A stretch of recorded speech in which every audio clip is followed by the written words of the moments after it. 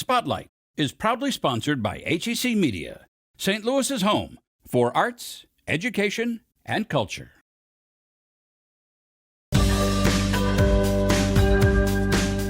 There's an energy and there's a creativity that's happening in the city.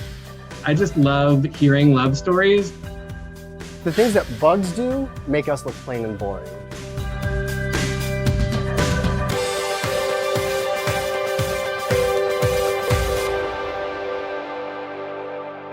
Today on Spotlight, we celebrate Valentine's Day. First up, young adult writers discuss romance literature and young love. Plus, Mercy expands virtual care for heart patients and others. And then you'll love the St. Louis Artists Guild's exhibit featuring African American artists from across the country. But first, if you think dating is tough for humans, try being a bug. It's Sunday and you're watching the multiple Emmy Award-winning Spotlight. I carried a watermelon. Love. It can make people say, Carried a watermelon. and do some pretty crazy things. We might think that our behaviors as a species are interesting, and if anything like my family, sometimes a little bit weird when it comes to courtship. You know, how many of us have not been embarrassed by how our father is trying to impress our mother at the kitchen table?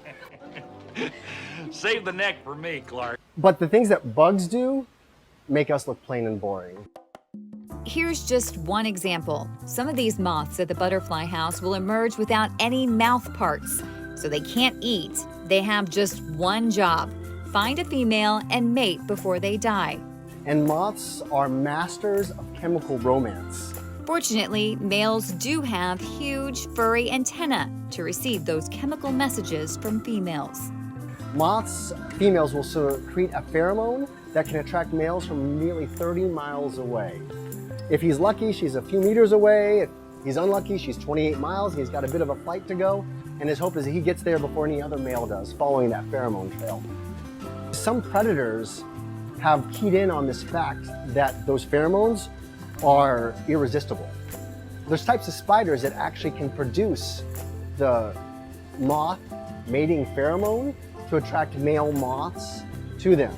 So you're a male moth, you get a lovely whiff of the lovely melange of a female, you go flying towards her, and instead of finding this gorgeous, larger, feathery antennaed female, you're in the grasp of a spider and becoming its next meal. So, love is dangerous. It's not always roses, and sometimes it's finding the wrong species and becoming someone's dinner. Some bugs try to buy their way out of treacherous mating situations with large gifts. You probably hear a lot about the praying mantis, and most of them know that sometimes mantids, especially the male mantids, literally lose their head in the courtship ritual. So the females will eat the male, provides her with nutrients so she can give those nutrients to the babies. It's not always the case. It's not fait accompli that if you're a male mantis that you're going to lose your head in mating, but it's not uncommon. Spiders are kind of the same way. A lot of times the male spiders are a lot smaller than the females, so they overcome this by presenting the females with nuptial gifts, which are food. So essentially, here, let me give you something else to eat while we take the time to breed, and if I'm lucky, I'm going to get everything said and done and gone before you finish this meal. So there's been fun studies done where they've shown that the males will go after larger prey items as nuptial gifts, and of course, going after prey isn't risk-free. The larger the prey item, the bigger the risk.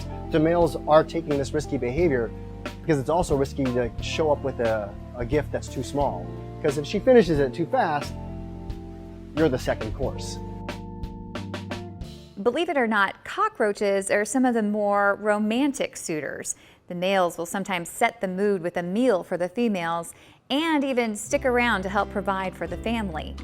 I think many of us don't think much about bug social lives. They come together to find a mate, of course, but they also come together to find food, to find a habitat, to share resources. Very often these group displays do have impacts on us too.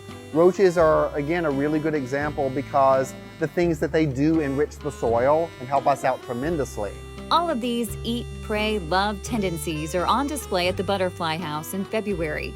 Plus, it's releasing thousands of these big, bright blue morpho butterflies. More than we have at any other time of the year. As a part of its Morpho Mardi Gras.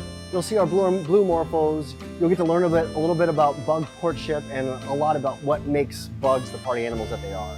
And in terms of crazy bug love stories, we haven't yet talked about hermaphrodites or even animals that can change their sex over time. These entomologists have a lot more they could share with you. It's a wild, wild world out there. And when you learn about the level of danger involved in some of these creatures' courtships. Fireflies are another amazing example of deceit. The males and the females have this light ship ritual that is specific to the species, so the males will do a pattern that attracts the right females so they can come together and further the species. Well, there are some females that they're called Foturus fireflies, which is unique is that the female adults actually eat.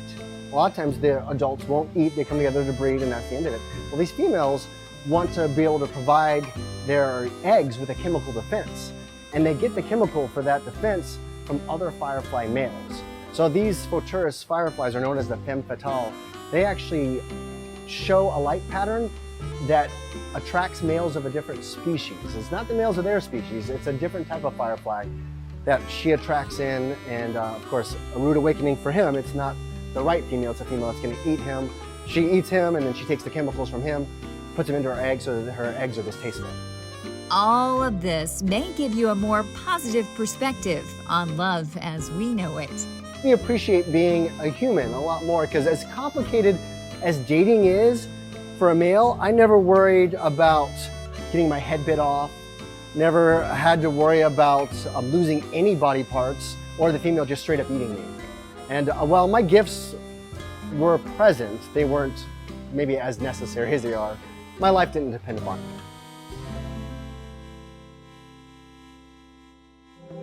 Scan the QR code on your screen to follow us on Facebook, Twitter, or Instagram. During the St. Louis Teen Book Festival, we interview some of the hottest young adult writers. In the All the Feels panel, we discussed young adult romance literature and all the thrills and the heartaches of young love. I really wanted to explore love in all of its facets. I mean, whether it is love you have for a boyfriend or a girlfriend, or a significant other that does not want to choose a gender, or a love between a parent and a child. So I just love hearing love stories, and I define love story as a story about love, not necessarily a story that has to end with two people staying together for 50 or more years. I think any kind of relationship we have, whether it is romantic or friendship or family, we learn something about ourselves through. David Levithan's book, 19 Love Songs, came from the stories he's written for friends on Valentine's Day. He's done it every year since he was in high school. I wanted to take a lot of these stories, again, some true, some not true, and turn them into basically a mixtape of a book. So this is basically my mixtape of these stories that are about love in many different forms. A lot of them really focus on queer love, but there are all kinds of love in it. Lucky Caller by Emma Mills is about a girl who does a high school radio show that goes all wrong, but leads her into heart-melting romance. What character from Lucky Caller or your other books would you be best friends with? And who would you fall in love with? Nina's sort of friend group becomes the people in her radio class project that are all working on this show together. And so they're kind of didn't really know each other at the start, and their relationship blossoms over the course of the book. So I would probably plug myself into that group. They're a fun bunch, even though they get into trouble and there's always hijinks. And in terms of who I would fall in love with, I think as a high schooler, if I were plopping myself back down in my senior year of high school, I would probably fall in love with Jamie, who is the love interest in Lucky Caller. He's just a very, very sweet, very thoughtful. He's been kind of carrying the torch for the protagonist, Nina, for some time, and that always gets my heart going. Debut author Lone Lee's story, a pho love story, centers around the love of family.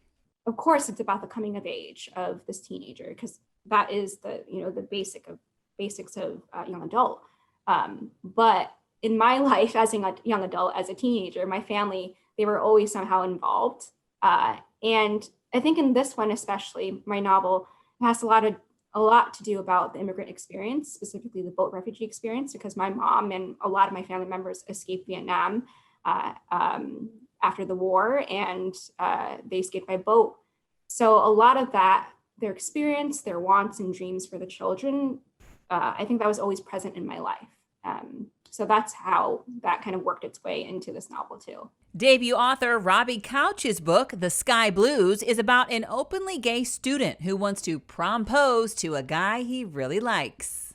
But before he can actually prompose and go through with it, his really long list of like super embarrassing promposal ideas gets leaked to the whole school in a horrible, homophobic, racist e-blast. So Sky has to figure out who did this, who the anonymous hacker is, if he's going to get revenge, what that revenge will look like. There's a lot of themes that deal with the power of friendship and how instrumental friends can be in that period of your life, and relying on the ties that you have, especially when you're newly out and navigating the world as a freshly out queer person. I think friends are so critical in that period of your time. Thank you so much to all of our panel for being here. Lone, Robbie, Emma, and David. Appreciate your insights and sharing your book with us. Thank you so much. Scan the QR code on your screen with your phone's camera to watch the full interview and find out which author had a book that was made into a popular Netflix series. Or just head to hecmedia.org.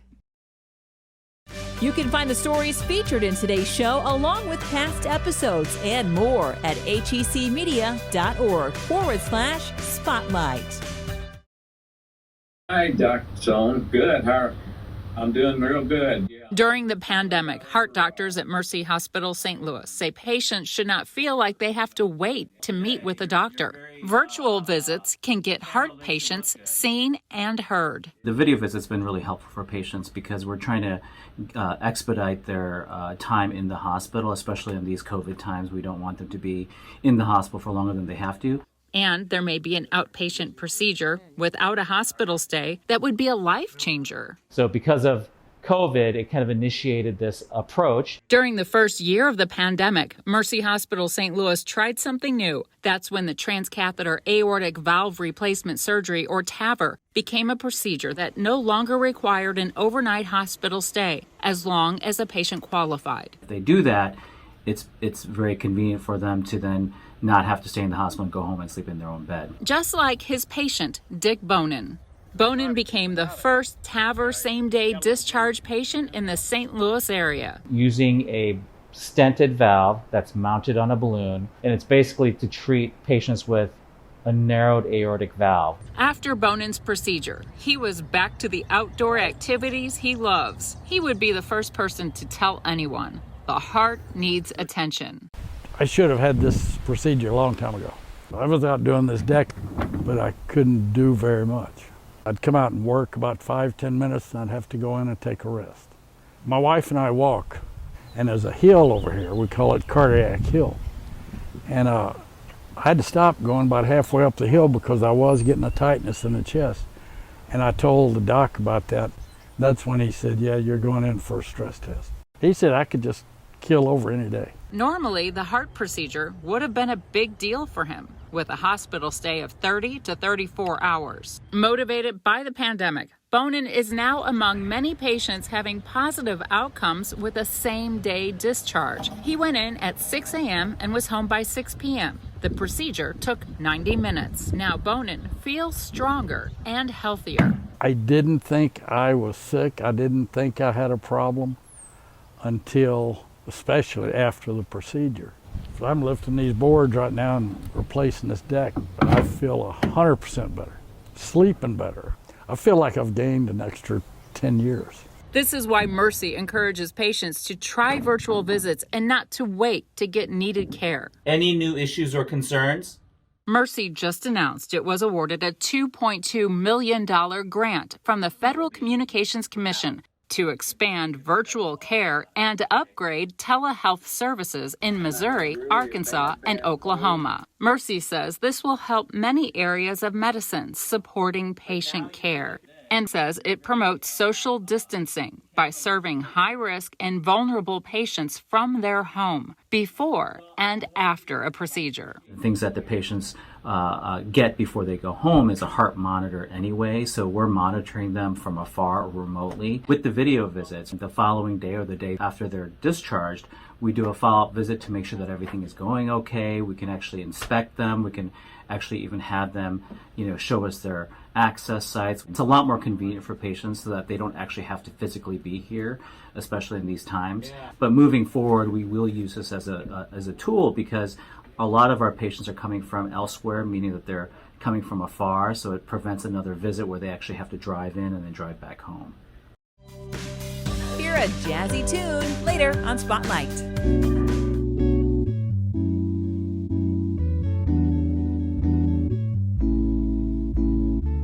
I'd like to welcome the people to Portfolio's All Colors exhibit here at the famous St. Louis Artists Guild. It is sponsored by St. Louis Celebrity Seniors, and we are very thankful to them as well as the St. Louis Artists Guild for allowing us to be here.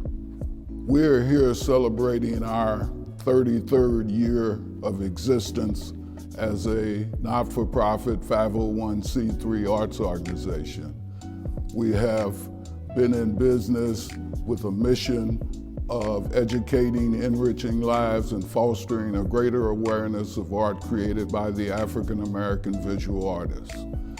We have a broad range of art here, original art that you are unlikely to see anywhere else in the world. These artists are what I like to call the artists that mainstream publications often overlook. So this is an opportunity that we put forth to show their artwork, let the world know that there's more artists than just the artists that we're hearing about currently. We invite the people to come out, to purchase, to enjoy themselves here at what is a fundraiser. We give back to organizations who are promoting art, and this is our vehicle for making that happen.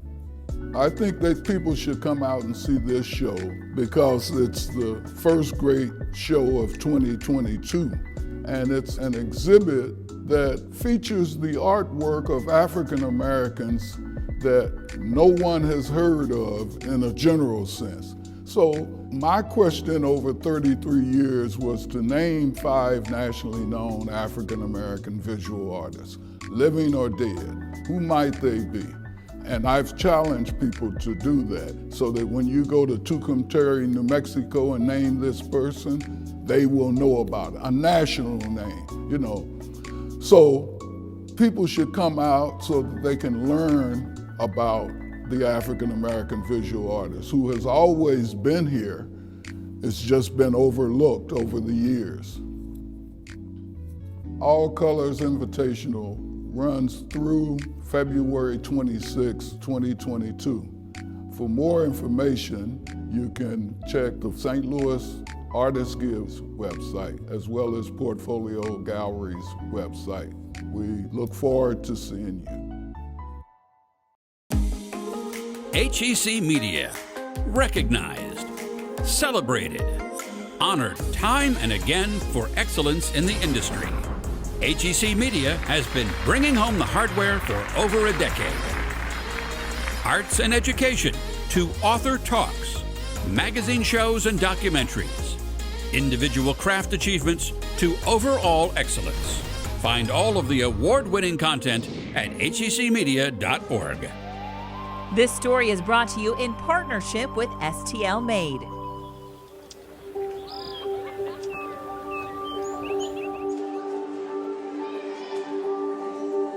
At the beginning, it was just a dream and a vision to create a food hall in a larger space that is for everybody in the community. And when we came onto site and stepped in, it's the opposite of what it is now. It was dirty, it was dark, you couldn't see anything, there were massive holes in the ground, and obviously a lot has changed since that first trip in.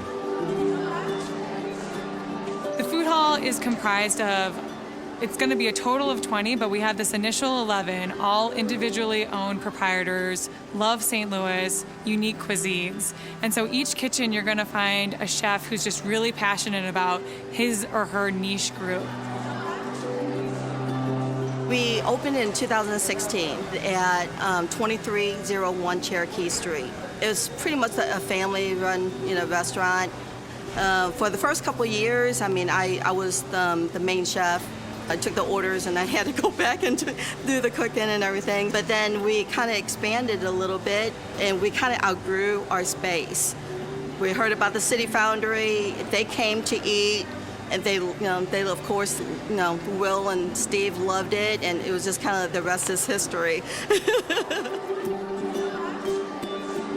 Ryan and I first experienced a European-style food hall when we took a trip to Philadelphia. When we first got involved with Press Waffle Company, knowing that it was going to be in a new European-style food hall in St. Louis, after having our Philly experience, we were so excited.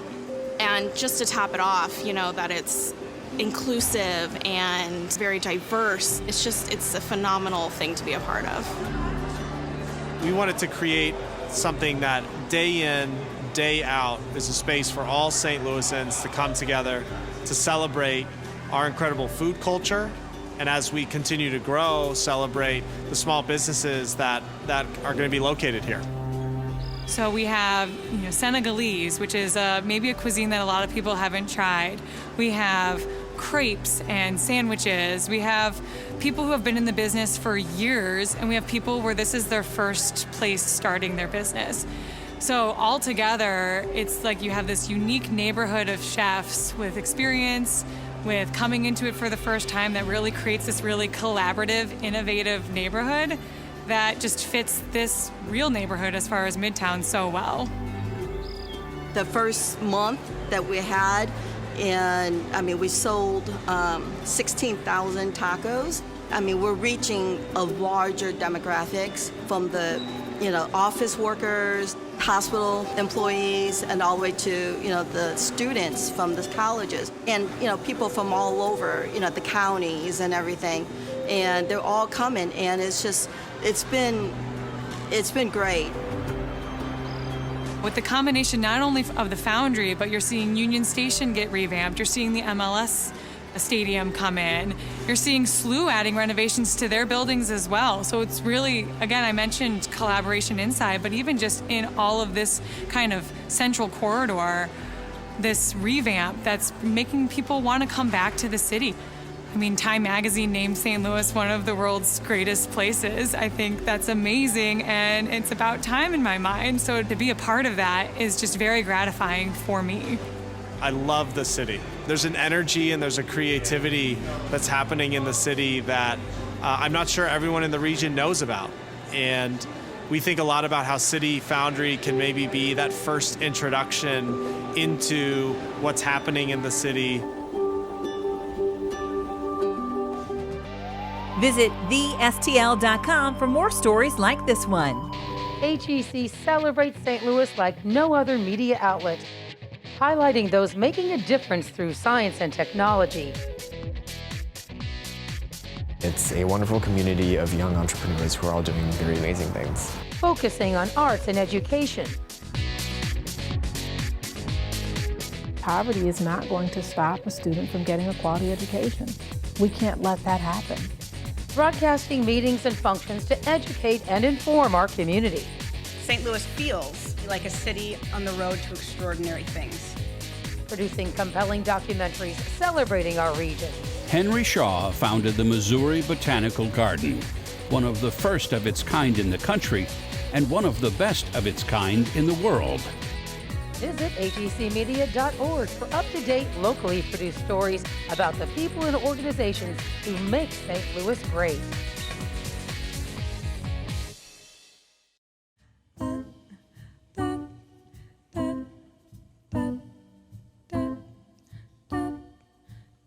I can only give you love that lasts forever, and I promise to be near each time you call. And the only heart I own for you and you alone, that's all, that's all.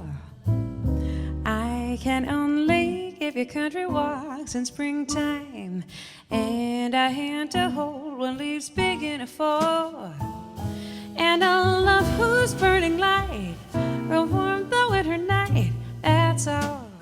That's all.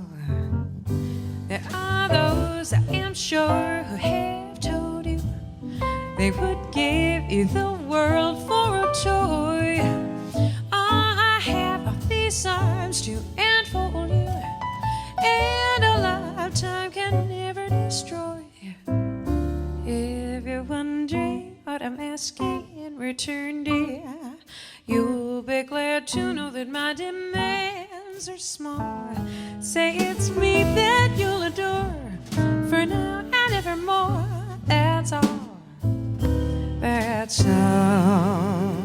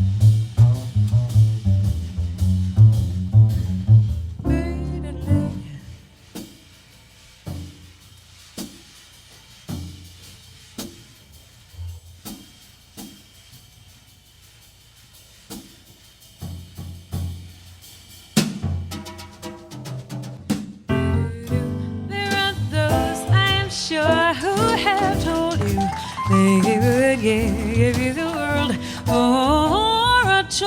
All I have for these arms to enfold you, and a lifetime can never destroy. If you're wondering what I'm asking in return, dear, you'll be glad to know that my demands are small. Say it's me that you'll adore, for now and evermore. That's all. That's all. Say it's me that you'll adore, for now and evermore. That's all. That's all. Say it's me that you'll adore, for now and evermore. That's all. That's all. Next week, meet the founder of one of the few African-American geospatial companies in the U.S. Plus, Webster Art's most popular juried show of the year. Thanks for watching Spotlight. Join us next Sunday at 9:30 a.m. on KPLR 11.